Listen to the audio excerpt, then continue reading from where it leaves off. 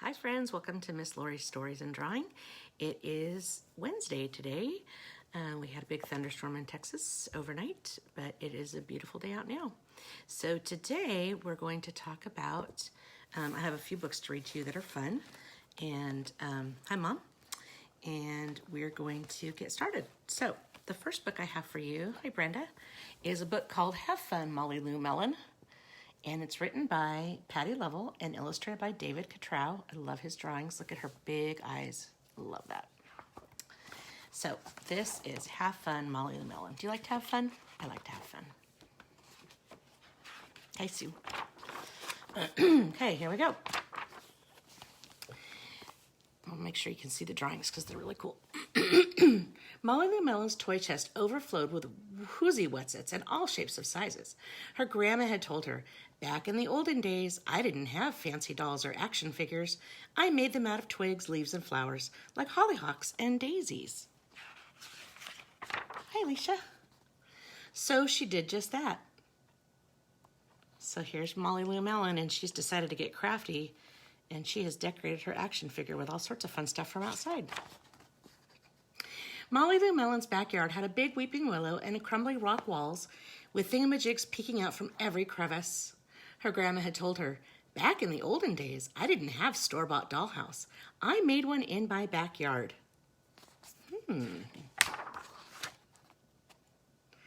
So she did just that. Ooh, look at that tree. She made the tree into a playhouse. How fun is that? Like a tea party. And a piano up there. Ooh.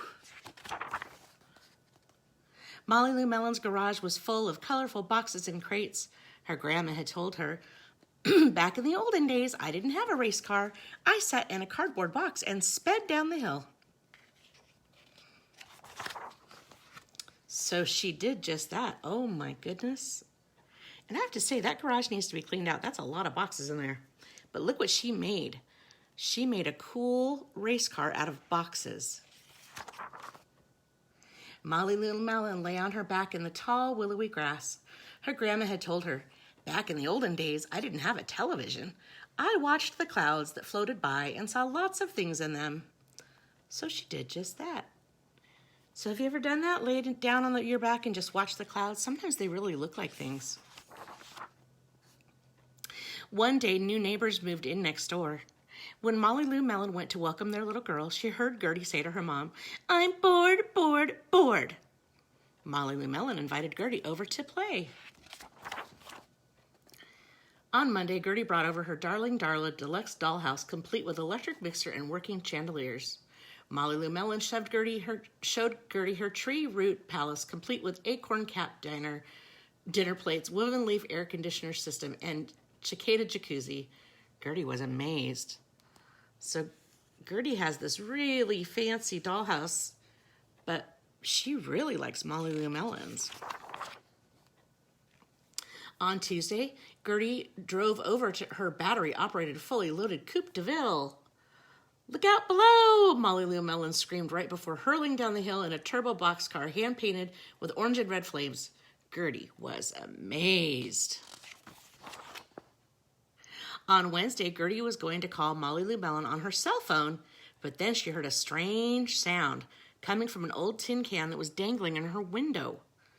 This is the operator. Will you accept a call from me, Molly Lou Mellon? Yes, Gertie spoke into the can. Great, come on over. Click. Gertie was amazed. Have you ever heard of that? If you put a tin can and a long string in another tin can, you can actually hear a little bit through it. That sounds fun. That'd be a good thing to try out.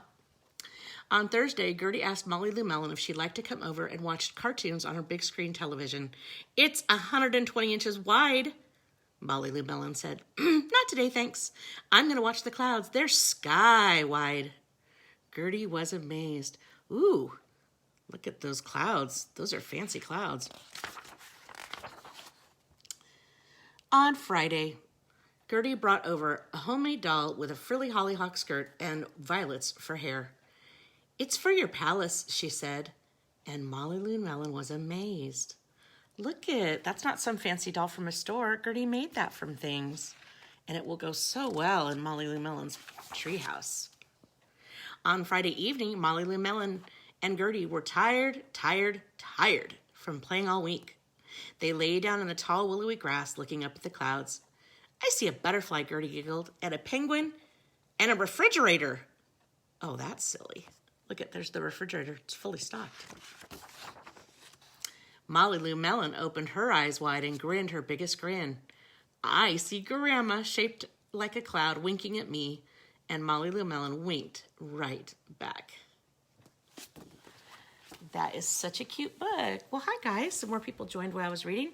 So have fun, Molly Lou Melon. Such a cute book. So sometimes it's fun to do things that are different, like look at the clouds, make a tin can telephone, make things by yourself out of whatever you find instead of just, just find some sticks and some rocks and make something out of it. That can be really fun. So the next book I'm going to read to you today is called Duck on a Bike by David Shannon. And this is the same author who writes our favorite No David books, right? So what do you think this duck is going to do? It says duck on a bike. Have you ever seen a duck on a bike? I don't know what he's going to do on the bike. I could see a duck maybe resting on a seat of a bike. But let's see what he does. One day down on the farm, Duck got a wild idea. I bet I could ride a bike, he thought. He waddled over to where the boy parked his bike, climbed on, and began to ride. At first, he rode very slowly, and he wobbled a lot, but it was fun. Duck rode past Cow and waved to her. Hello, Cow, said Duck. Moo, said Cow. But what she thought was, a duck on a bike? That's the silliest thing I've ever seen. Then Duck rode past Sheep. Hello, Sheep, said Duck. Bah, said Sheep. But what she thought was, he's going to hurt himself if he's not careful. Duck was riding better now. He rode past the dog. Hello, dog, said Duck. Woof, said the dog. But what he thought was, that's a mighty neat trick. Then Duck rode past Cat. Hello, Cat, said Duck. Meow, said Cat. But what she thought was, I wouldn't waste my time riding a bike. Duck pedaled a little faster. He rode past Horse. Hello, Horse, said Duck. Nay, said Horse.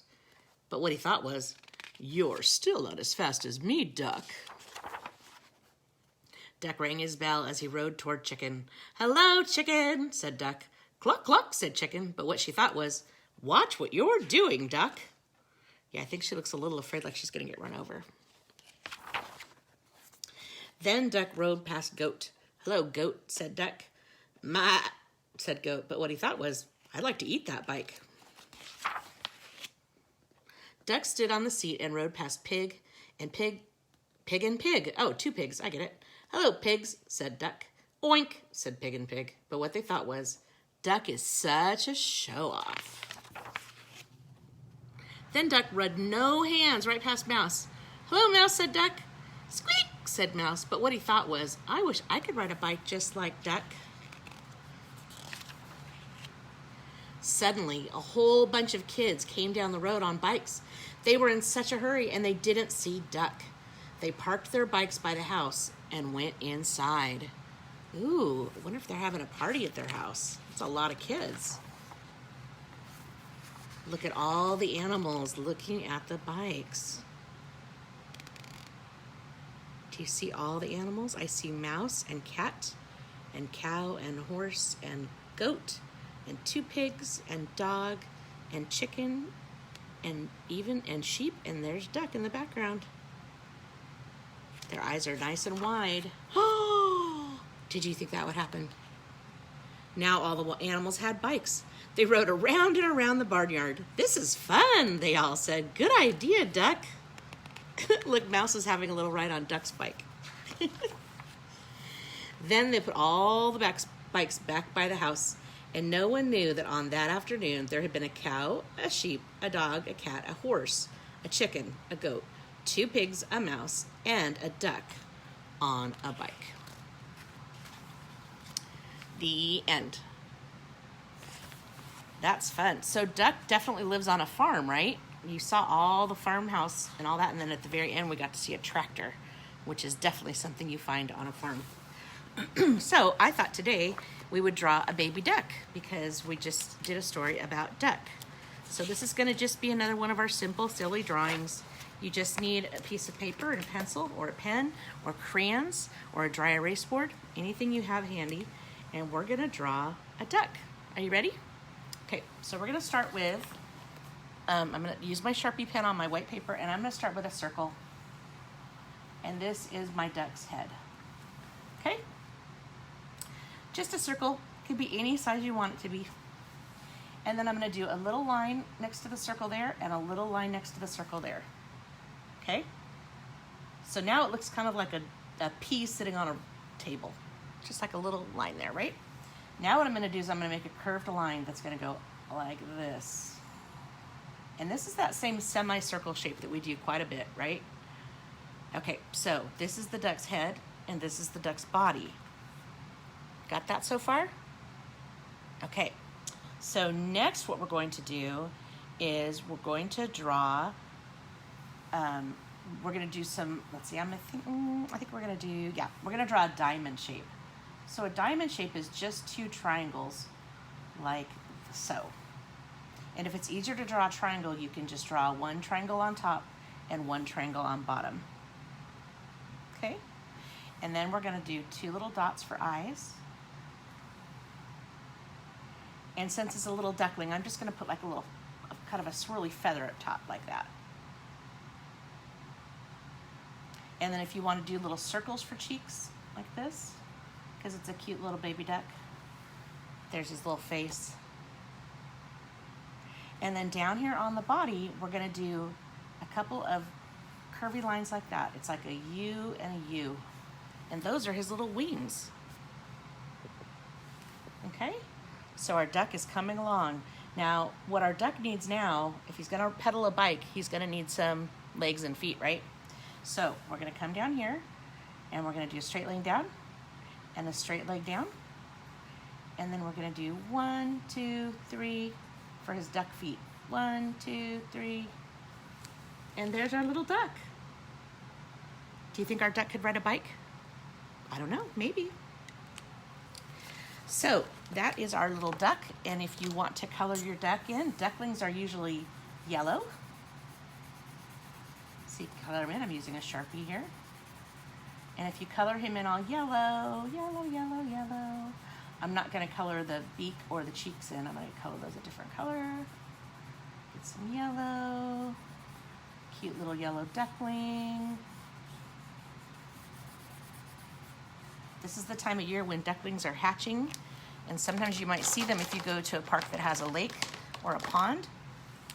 Our little duckling is going to have orange feet, and ducks have webbed feet, which means their toes are like hooked together and it helps them to swim. And I'm going to give him a little orange beak. And then I think his little duck cheek should be pink. I'm going to go ahead and add some little pink duck cheeks. Okay, so let's write the word duck, shall we? D-U-C. Okay, there's a duck. Okay, so, well, then after I was looking through all my books and trying to figure out what to do for story time today, I found this book.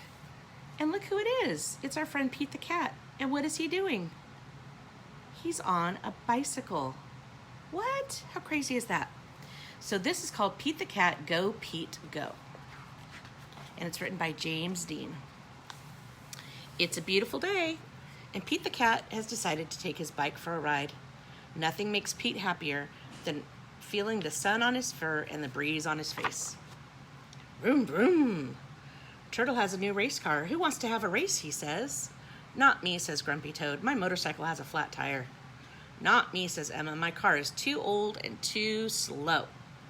Not me, says Callie. My bus is a work of art. It's not meant for racing. I'll race you, says Pete, knowing how much Turtle likes to race. But your bike has no motor, says Turtle. My race car is super quick. I'll win for sure. That's okay, said Pete. I just want to try my best and have some fun. Everyone is excited for the big race. On your mark. Get set, go, says Callie. Turtle steps on the gas pedal and vroom, zooms away.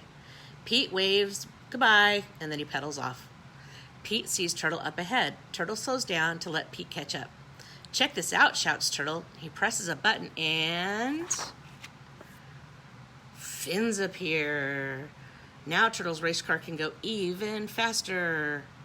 Vroom, vroom. Pete's bike doesn't have fins, but he does have a basket. He stops and takes out a tasty red apple. Nothing is better than a tasty red apple on a beautiful day. Turtle sees that Pete is way behind. He spies a diner up ahead. Might as well go grab a bite to eat, Turtle says. He pulls into the parking lot of a diner. Yum, says Turtle, eating a grilled cheese sandwich. He's in no rush. He's sure he's going to win the race. Dessert, said the waitress. Don't mind if I do, says Turtle. While Turtle finishes his lunch, Pete continues pedaling. The sun is high and the breeze is blowing. It's a beautiful day for a bike ride and a race. Pete sees Turtle leaving the diner, waves hello, but Turtle doesn't wave back. Turtle just jumps in his car and peels out. I guess he didn't see me, Pete thinks. But Turtle did see Pete. He knows that Pete isn't going to give up easily. So Turtle presses a button and his tires inflate into mag wheels that let him swerve around the curves at top speed. Pete passes a rose bush as he goes around a curve. Pete knows he should keep racing, but he can't resist. The roses are just so beautiful. He has to stop and smell them.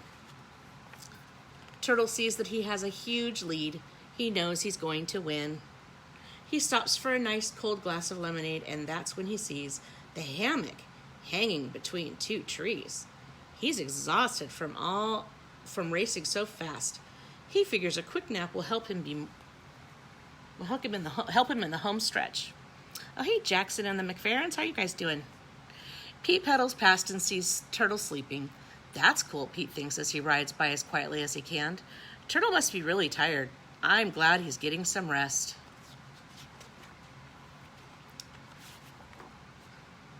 Grumpy Toad finds Turtle fast asleep. Wake up, Turtle, says Grumpy Toad. If you don't get back in the race, Pete's gonna win. That's impossible, says Turtle, thinking it all must be a joke. But it's no joke. Turtle presses a button and a rocket booster appears, making him go super duper fast. Vroom! But by the time Turtle nears the finish line, look what's happening. Who got ahead of him? There's Pete. Pete has already won the race. How did you do it? Turtle asks. Slow and steady, says Pete. Maybe next time instead of racing, we could ride together. Great idea, says Turtle. What a great day. What a great race. You know, I think I would really like a hammock. I don't have one right now, and I think that would be really fun. So this story is actually kind of a retelling of a story called the Turtle and the Hare, or the Turtle and the Rabbit. And that story is about a race between a rabbit and a turtle. And in that race, the rabbit keeps going super fast and then stopping for breaks, but the turtle keeps going. So in this one, it's kind of a funny takeoff because this time the turtle was acting like the rabbit. So slow and steady wins the race. Sometimes you can't get somewhere fast, but if you keep going a little bit at a time, then you'll get there. That's how I feel about my garden right now. I can't weed all the weeds at once, but if I do a little bit each day, eventually they're all going to be gone. So that's what I've been doing. So, hey Julianne, how are you? So we are down to the point of our day where we're going to start reading some more of our chapter book. Today we read Pete the Cat, Go Pete Go. We read David Shannon's Duck on a Bike, and a lot of other animals got on that bike too. And then we also read Have Fun, Molly Lou Melon. And we drew a baby duck. Cute. But now we're going to look into what's going on with Jack and Annie. They have gone back in time 1,000 years, and they are in Ireland. Okay, here's chapter 3 of Viking Ships at Sunrise. Jack's glasses were wet with mist. He quickly wiped them, then looked up. A man in a brown robe stood before him. The man had a round, red face. He was bald, except for a fringe of hair around his head. Nearby, the rope was tied around a tree. I'm not an invader, said Jack. He's just Jack, said Annie. She was standing behind the man. And I'm Annie. We're from Frog Creek, Pennsylvania. We come in peace, stammered Jack. The man's blue eyes twinkled. Oh, you do now, he said. I wonder what's going on. I had dropped the rope so I could climb down the stairs, but you two grabbed it instead. How in the world did you get on the island? Jack stared at the man. He didn't know how to explain the magic treehouse. In our boat, Annie said quickly. The man looked puzzled. Not many boats can come ashore at this dark early hour. Well, we're very good sailors, said Annie. Oh, brother, thought Jack. He hoped their sailing skills wouldn't be tested. Where exactly are we, said Annie. And who exactly are you? You're on an island off the coast of Ireland, the man said, and I am Brother Patrick. Whose brother are you, said Annie. The monk smiled. Brother means I'm a Christian monk. Oh, you're one of the monks who saved civilization, said Annie. The man smiled again. Annie turned to Jack and whispered, Let's show him our cards. I trust him. Okay, said Jack. He trusted the monk, too. They pulled out their secret library cards and showed them to Brother Patrick, the M and the L for Master Librarian, and they shined in the gray light. The monk looked at them and bowed his head. Welcome, my friends, he said. Thank you, said Jack and Annie. And here's a picture of Jack and Annie and the monk. Yesterday they talked about Jack and Annie's clothes. Now you can see what they look like. And there is the monk, and there's his brown robe he's wearing, and he's got kind of a bald head with just a ring of hair around it. It's kind of a funny haircut, isn't it? I did not truly think you were invaders, said Brother Patrick, but on our small island we are careful of strangers. Why, said Annie. Oh, there are terrible stories about Viking raiders, he said. When we see their serpent ships, we must hide or be taken as slaves. Serpent ships? Said Jack. The prows of their ships are often carved in the shape of a serpent's head, said Brother Patrick. I'm afraid it stands for their fierce, cold-blooded ways. Jack looked at the misty gray sea. Don't worry, said Brother Patrick. They cannot land safely on the island before daylight. They are not as good as sailors as some people. And he winked at Annie. That's the second time wink has been said today. Do you know how to wink? It means just closing one eye. Wink. Can you do that? Too bad for them, he said cheerfully. But tell me, why have you come here? Asked Brother Patrick. Oh, said Jack, I almost forgot. He pulled Morgan's paper from his leather bag, showed it the Latin words to the monk, and it said, Serpus Magna. Remember? There's the special writing that Jack said he recognized as being Latin. This is the title of the story that we have to take back to our friend and teacher, Morgan Le Fay, said Annie. I see, said Brother Patrick. He gave Jack and Annie a mysterious look. What was he thinking, Jack wondered. But the monk changed the subject. I think you would like to visit our monastery, he said. What's that, said Annie. The place where we monks live and work, said Brother Patrick. Come with me. But the sun's not even up yet, said Jack. Won't the others be asleep? Oh, no, said Brother Patrick. In the summer we rise long before daylight. We have much to do, you'll see. The monk led them up a dirt path. Jack hoped their book was at the monastery. He wanted to leave the gloomy island and its threat of Viking invaders as soon as possible. A low bell started to ring. Jack saw a lonely church steeple against a gray sky ahead. And now we're on to chapter 4. It's called Books of Wonder. The monastery had a stone wall all around it. Brother Patrick took Jack and Annie through the gate. Beyond the gate was a small church with a hanging bell. There was also a vegetable garden and 6 stone huts shaped like giant beehives. We grow all of our own food, said Brother Patrick. Carrots, turnips, spinach, wheat, and beans. He led them to the entrance of the first hut. Jack and Annie peeked inside. A monk was pulling flatbread from a low stone oven. This is our bakery, Brother Patrick said.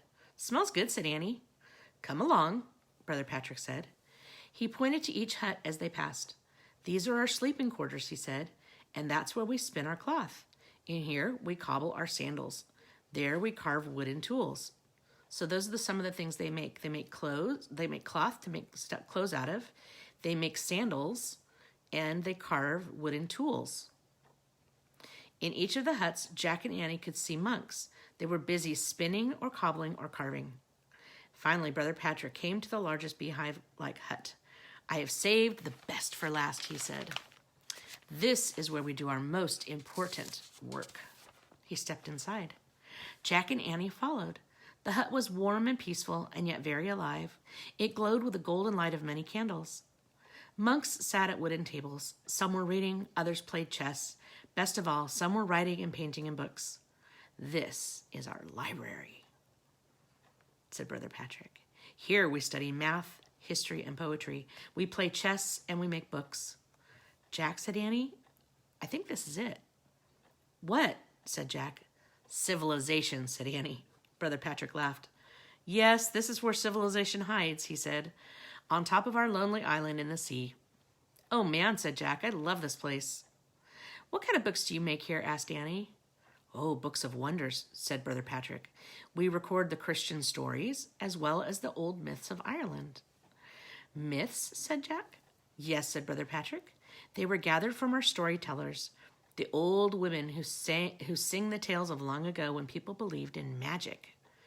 Wow, said Annie. Come, said Brother Patrick. Look at the book of Brother Michael. He has worked on it his whole life. Brother Patrick led Jack and Annie over to an old monk. The monk was painting a blue border around one of the pages in the book.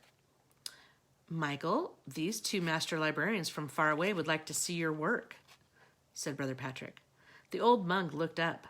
Jack and Annie looked at him, and his wrinkled face broke into a big smile. Welcome, said Brother Michael in a thin, shaky voice. Hi, said Annie. Brother Michael showed them the cover of his book. It was decorated with gleaming red and blue jewels. Then he turned to the pages. Each one was covered with fancy writing and delicate paintings in green, gold, and blue. Of course, I only have a black and white book, but I can show you Brother Michael and his book, and you can see there's Brother Patrick and Jack and Annie, Brother Michael, and there's another monk in the background doing some other kind of work. So there, look at how thick that book is that he's working on. So in the old days, they didn't have copy machines. They had to hand copy anything that they wanted to share. I wish I could paint like that, said Annie. It's beautiful, whispered Jack. Thank you, said Brother Michael. How do you make a book like this, said Annie. I write on sheepskin and use a goose quill pen, said Brother Michael. My paints are made from earth and plants. Wow, said Annie. Show Michael what you are seeking, Brother Patrick said. Oh, right, said Jack. He pulled out the paper Morgan had given him, then showed the Latin writing to the monk. Brother Michael nodded.